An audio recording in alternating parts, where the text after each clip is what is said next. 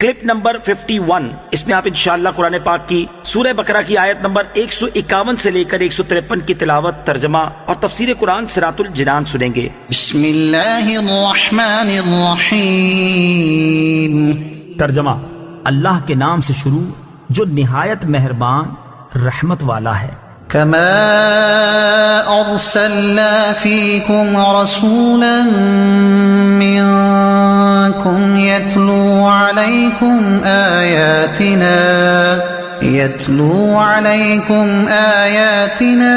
ویزکیکم ویعلمکم الکتاب والحکمت ویعلمکم ما لم تکونوا تعلمون۔ ترجمہ: جیسا کہ ہم نے تمہارے درمیان تم میں سے ایک رسول بھیجا جو تم پر ہماری آیت تلاوت فرماتا ہے اور تمہیں پاک کرتا ہے اور تمہیں کتاب اور پختہ علم سکھاتا ہے اور تمہیں وہ تعلیم فرماتا ہے جو تمہیں معلوم نہیں تھا۔ کما ارسلنا فیکم رسولا منکم، جیسا کہ ہم نے تمہارے درمیان تم میں سے ایک رسول بھیجا۔ تفسیر صراط الجنان میں ہے، خانہ کعبہ کی تبدیلی اللہ تعالیٰ کی بہت بڑی نعمت تھی۔ اب اس سے بڑی نعمت یعنی حضور سید المرسلین صلی اللہ تعالیٰ علیہ وسلم کا بیان ہے۔ جیسے خانہ کعبہ کو حضرت ابراہیم سے نسبت ہے، ایسے ہی ہمارے آقا کو بھی حضرت ابراہیم سے نسبت ہے۔ کعبہ حضرت ابراہیم علیہ الصلوۃ والسلام کی تعمیر کا نتیجہ ہے اور حضور علیہ الصلوۃ والسلام اس تعمیر کے بعد کی دعا کا ثمرہ ہے۔ وَيُعَلِّمُكُم مَّا لَمْ تَكُونُوا تَعْلَمُونَ، اور تمہیں وہ تعلیم فرماتا ہے جو تمہیں معلوم نہیں۔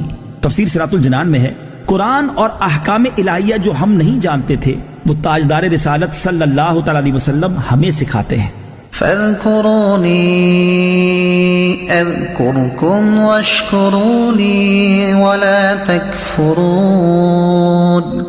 ترجمہ: تو تم مجھے یاد کرو میں تمہیں یاد کروں گا، اور میرا شکر ادا کرو اور میری ناشکری نہ کرو۔ فاذکرونی، تو تم میری یاد کرو۔ تفسیر صراط الجنان میں ہے، کائنات کی سب سے بڑی نعمت حضور اقدس صلی اللہ تعالی علیہ وسلم کا ذکر کرنے کے بعد اب ذکر الہی اور نعمت الہی پر شکر کرنے کا فرمایا جا رہا ہے۔ ذکر کی اقسام، ذکر 3 طرح کا ہوتا ہے: زبانی، قلبی، اعضائے بدن کے ساتھ۔ زبانی ذکر میں تسبیح و تقدیس، حمد و ثنا، توبہ و استغفار، خطبہ و دعا اور نیکی کی دعوت وغیرہ شامل ہیں۔ قلبی ذکر میں اللہ تعالیٰ کی نعمتوں کو یاد کرنا، اس کی عظمت و کبریائی اور اس کی عظیم قدرت کے دلائل میں غور کرنا داخل ہے۔ نیز علماء کا شرعی مسائل میں غور کرنا بھی اسی میں داخل ہے۔ اعضائے بدن کے ذکر سے مراد ہے کہ اپنے اعضاء سے اللہ تعالیٰ کی نافرمانی نہ کی جائے، بلکہ اعضاء کو اطاعت الہی کے کاموں میں استعمال کیا جائے۔ یا ایہا الذین آمنوا استعینوا بالصبر والصلاة ان اللہ مع الصابرین۔ ترجمہ: اے ایمان والو، صبر اور نماز سے مدد مانگو، بے شک اللہ صابروں کے ساتھ ہے۔ یا ایہا الذین آمنوا، اے ایمان والو۔ تفسیر صراط الجنان میں ہے، اس سے پہلی آیات میں ذکر اور شکر کا بیان ہوا اور اس آیت میں صبر اور نماز کا ذکر کیا جا رہا ہے، کیونکہ نماز ذکر اللہ اور صبر و شکر پر ہی مسلمانوں کی زندگی کامل ہوتی ہے۔ اس آیت میں فرمایا گیا کہ صبر اور نماز سے مدد مانگو۔ صبر سے مدد طلب کرنا یہ ہے کہ عبادات کی ادائیگی، گناہوں سے رکنے اور نفسانی خواہشات کو پورا نہ کرنے پر صبر کیا جائے، اور نماز چونکہ تمام عبادات کی اصل اور اہل ایمان کی معراج ہے اور صبر کرنے میں بہترین معاون ہے، اس لیے اس سے بھی مدد طلب کرنے کا حکم دیا گیا، اور ان دونوں کا بطور خاص اس لیے ذکر کیا گیا کہ بدن پر باطنی اعمال میں سب سے سخت صبر اور ظاہری اعمال میں سب سے مشکل نماز ہے۔ حضور سید المرسلین صلی اللہ تعالی علیہ وآلہ وسلم بھی نماز سے مدد چاہتے تھے، جیسا کہ حضرت حذیفہ رضی اللہ تعالی عنہ فرماتے ہیں، نبی کریم صلی اللہ تعالی علیہ وآلہ وسلم کو جب کوئی سخت مہم پیش آتی تو آپ نماز میں مشغول ہو جاتے ہیں۔ اسی طرح نماز استسقاء اور نماز حاجت بھی نماز سے مدد چاہنے ہی کی صورتیں ہیں۔ ان اللہ مع الصابرین، بے شک اللہ صابروں کے ساتھ ہے۔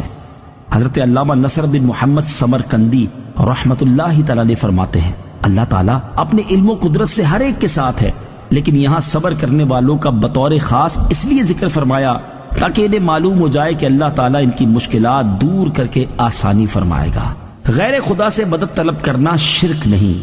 اس آیت سے یہ بھی معلوم ہوا کہ غیر خدا سے مدد طلب کرنا شرک نہیں ہے۔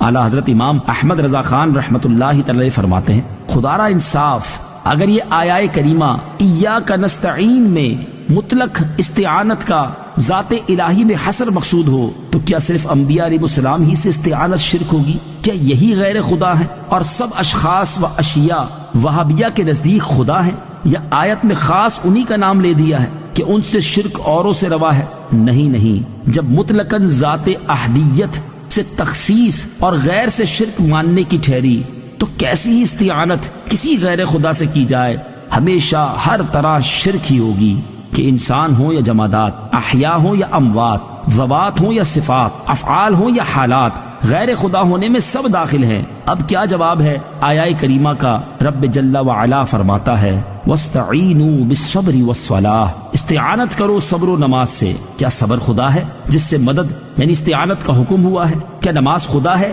جس سے استعانت کو ارشاد کیا ہے؟ دوسری آیت میں فرماتا ہے وَتَعَاوَنُوا عَلَى الْبِرِّ وَالتَّقْوَى، اور آپس میں ایک دوسرے کی مدد کرو بھلائی اور پرہیزگاری پر۔ کیوں صاحب، اگر غیر خدا سے مدد لینی مطلقاً محال ہے تو اس حکم الہی کا حاصل کیا؟ اور اگر ممکن ہو تو جس سے مدد مل سکتی ہے اس سے مدد مانگنے میں کیا زہر گھل گیا؟ حدیثوں کی تو گنتی ہی نہیں، بکثرت احادیث میں صاف صاف حکم ہے کہ صبح کی عبادت سے استعانت کرو، شام کی عبادت سے استعانت کرو، کچھ رات رہے کہ عبادت سے استعانت کرو، علم کے لکھنے سے استعانت کرو، سحری کے کھانے سے استعانت کرو، دوپہر کے سونے سے استعانت و صدقے سے استعانت کرو، حاجت روائیوں میں حاجتیں چھپانے سے استعانت کرو۔